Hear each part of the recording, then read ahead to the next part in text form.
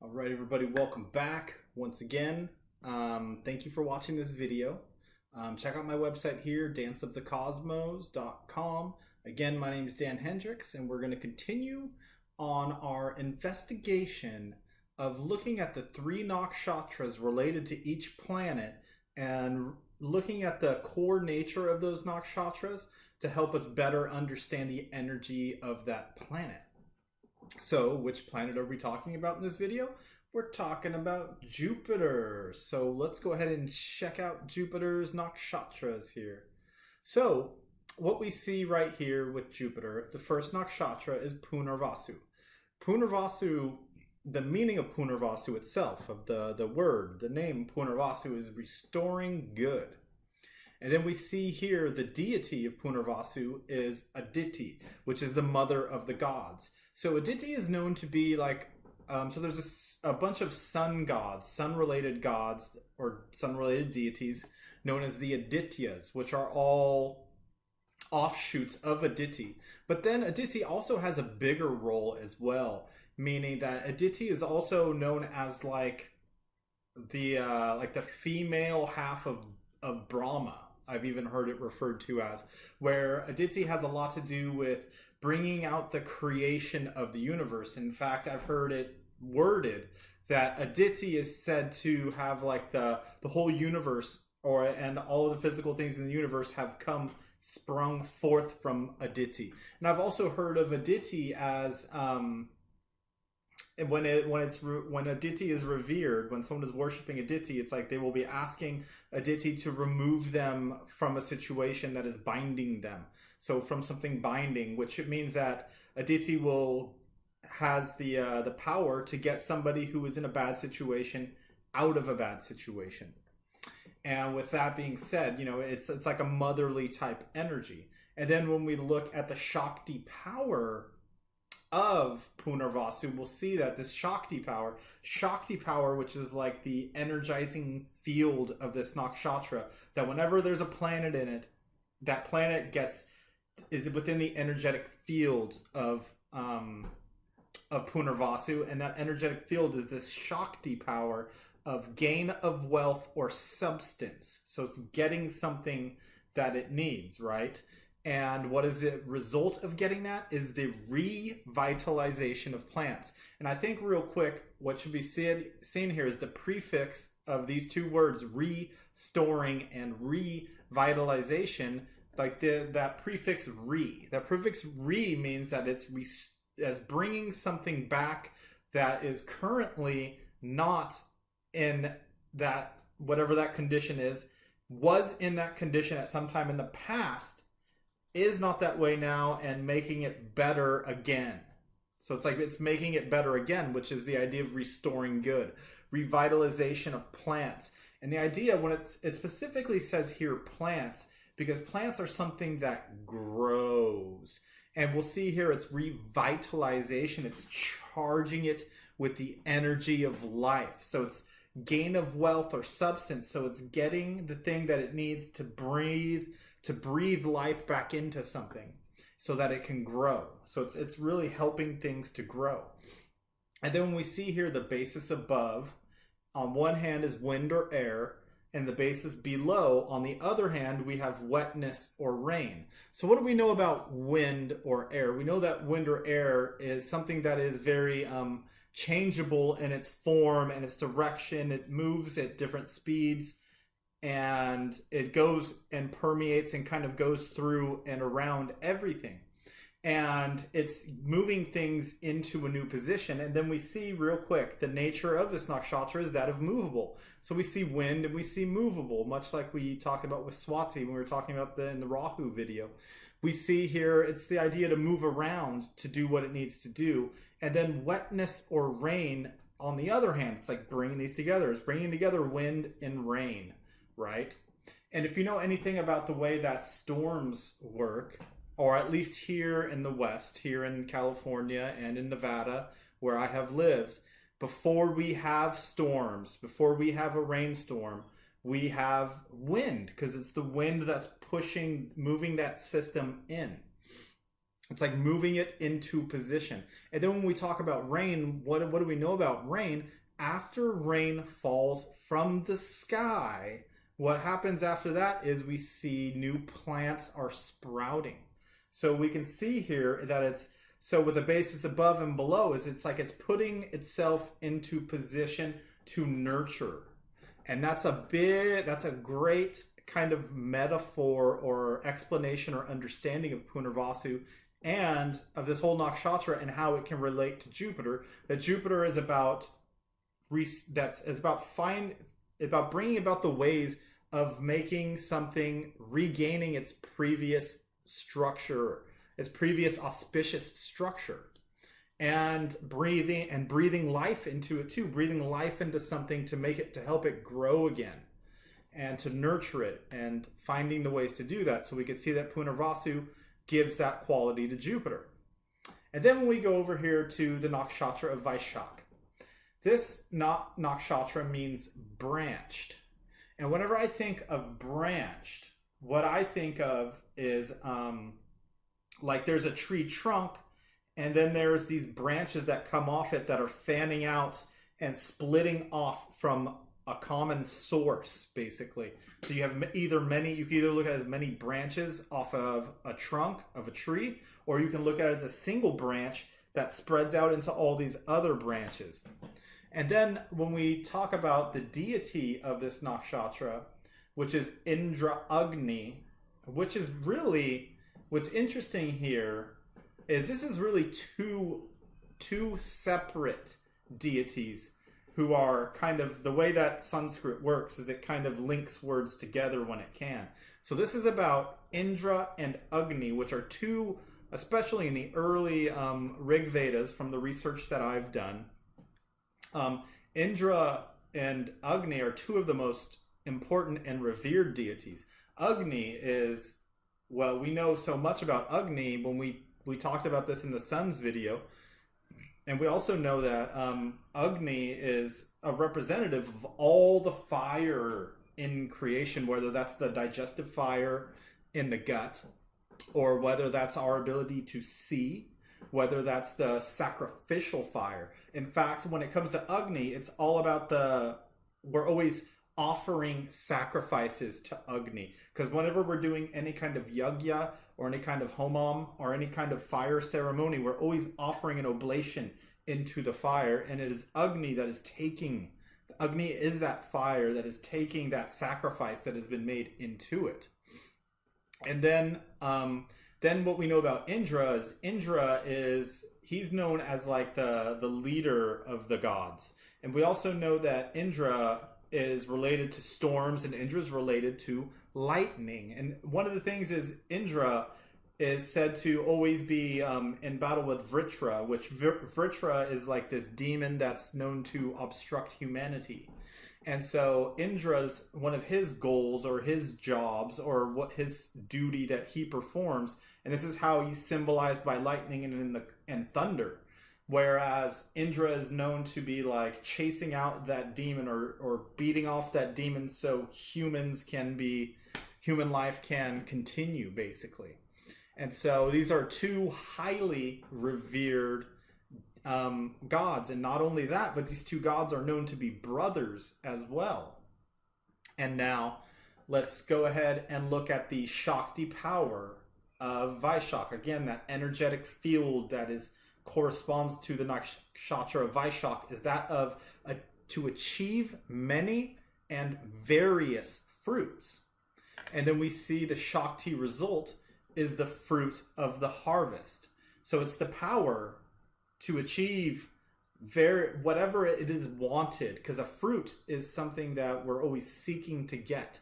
And so we have the power to achieve many and various fruits, but we get the fruit that is being harvested, that is being worked at. Because what is a harvest? A harvest is something where it happens during a time when everything becomes ripe.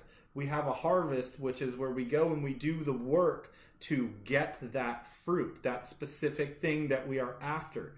Because the difference between the power and the result is, so we can get many different fruits. We have the ability to do many different things, but we get the one thing that we are after.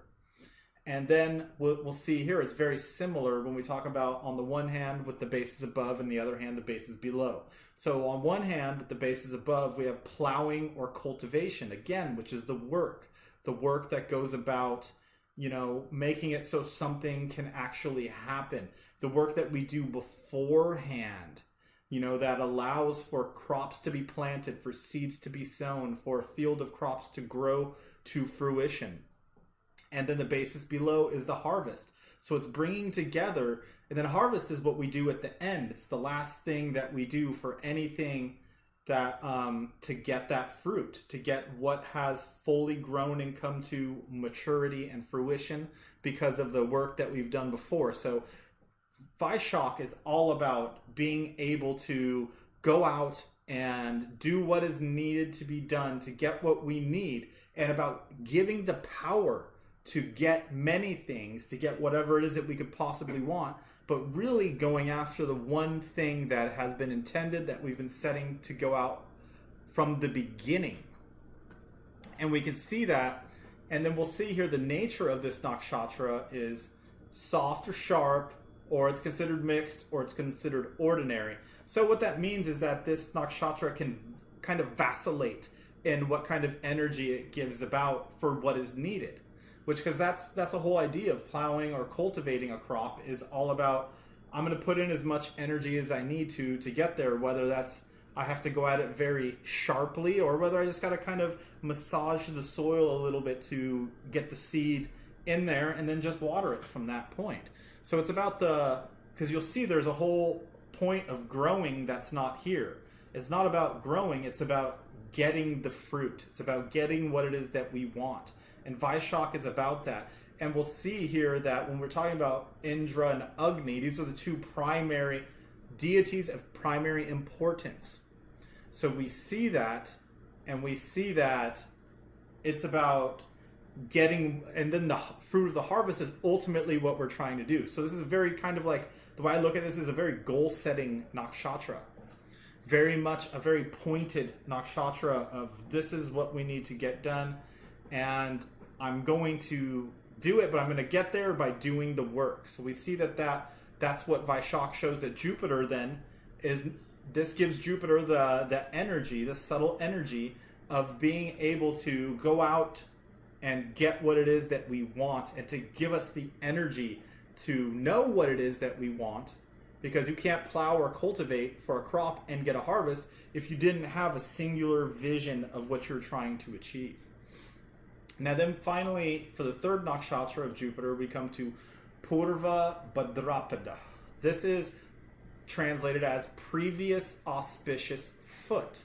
So foot always kind of represents standing. Foot has a certain, what we know is that we worship the feet of our deities. We bow when we do, we bow to our gurus, we bow to our deities. I bow to you guys at the end of the video for watching this.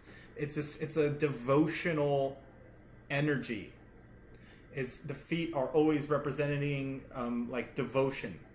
And then we can see that the deity of Purva Bhadrapada is Aja Ekapada, which one translation of this means like one-footed, like a one-footed goat. And I think that's kind of a funny thing, because if we think about a goat, which normally has 4 legs and it has 1 leg, you think of a goat that's missing 3 legs and, you know, he's only got 1 leg to prop himself up. It's not necessarily like that. It's more like, so there's a version of Shiva that's worshipped called Shiva Ekapada, which is a 1-legged Shiva. But it's not like 1 leg is missing, like there's supposed to be 2 legs and then 1 is just like cut off or something like that. It's the fact that it's just standing on 1 leg. It's formed with 1 leg. It's immovable. So it's sort of like my understanding of Aja Ekapada is it's like the root foundation of the unmanifest reality. Aja Ekapada also, it means like the unborn one, something to do with unborn. So it's like this is a deity of the unmanifest. It's like the nature of life, almost like the Shiva Lingam. You know, it's the solid energy of it's like a deity that represents the solidness of life, the unmanifest supreme state, and that never changes. Because that's what one leg is about being rooted in one place. And then we can see that the Shakti power of Purva Bhadrapada, the energetic field, is it gives the fire to raise a worshipper up in life. So it gives the fire to raise up. So a worshipper is one who is bowing down at the feet and who has devotion in him. And the result of raising that worshipper up, that person who's full of devotion, is to support the entire world. And see, there's that idea, Aja Ekapada, of the unmanifest stable nature of reality and supporting the entire world. And if you think about this right here, I think is very key, because we're talking about auspicious foot. We're talking about a one-legged goat or a one-footed goat. And supporting the entire world, what do feet do? Feet are what support us. Legs are where we gain our support. And feet is that root that meets the ground, that lowest part of us, that is ultimately what our support is. And then we'll see here the basis above. On one hand, what we have is what is good for all people, what is good for everyone. And then we have the basis below, which is on the other hand, which is what is good for the gods. And so we're integrating these of what's good for people and what is good for the gods. And so this is very much a nakshatra of just devotion, of pure devotion, and of having a stable core and having a stable footing in life, and of being devotional and wanting to help everybody. And it's a nakshatra of looking at a bigger picture than just yourself, and having the energy to just to get devoted and raising up and doing the right thing and being charitable for everybody. But what we'll see here is what's fascinating about this with all Purva Nakshatras, which would be Purva Falguni, Purva Ashada, and Purva Bhadrapada. We'll see that they are all fierce Nakshatras. So what's interesting, so it's this stable Nakshatra that is fierce.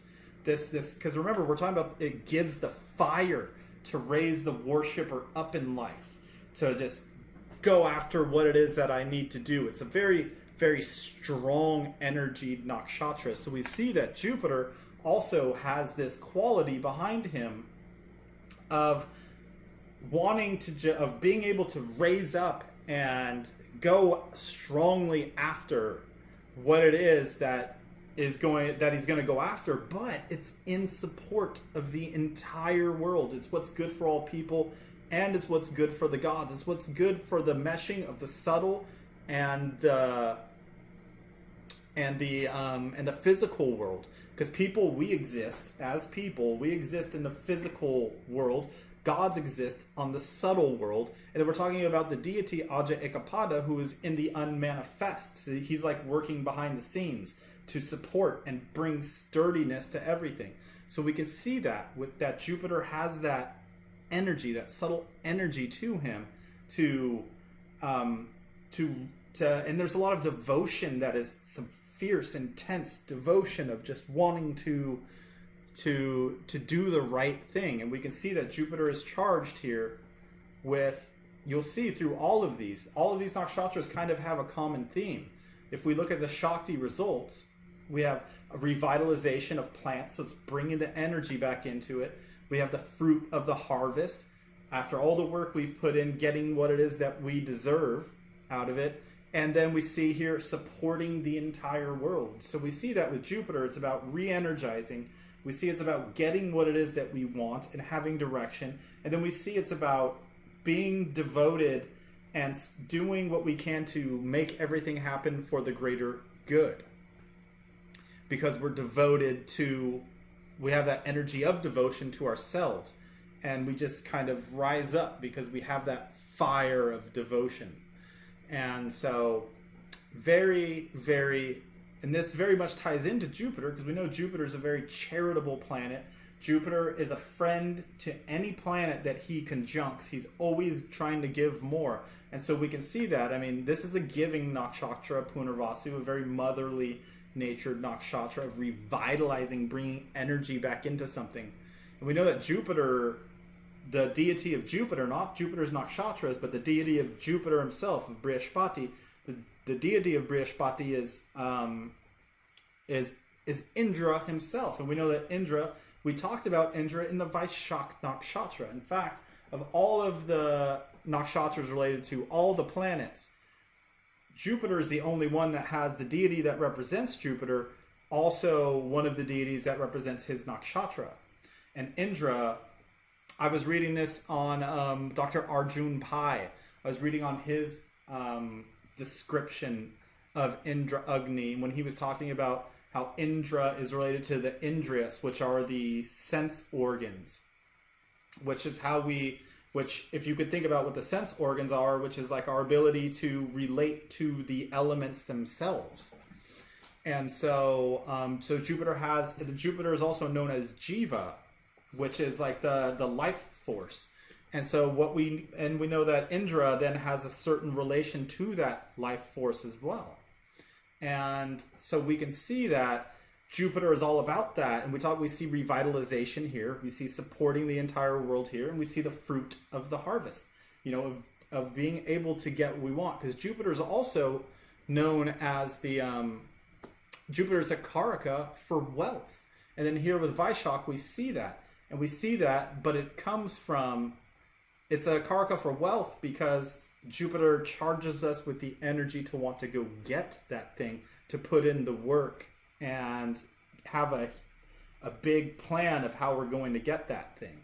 So anyways, if you have anything to add to this, please, you know, add in the comment section below whether you agree or disagree or you have other ideas. I'd love to hear it because there's so many more qualities, so many more ways to define these nakshatras that I think can help us learn more about Jupiter. So I encourage you to please add to the discussion and we will further it and we'll see what comes up. And if you like this video, then, you know, please subscribe to my channel. And other than that, thank you for taking the time to watch this, and namaste.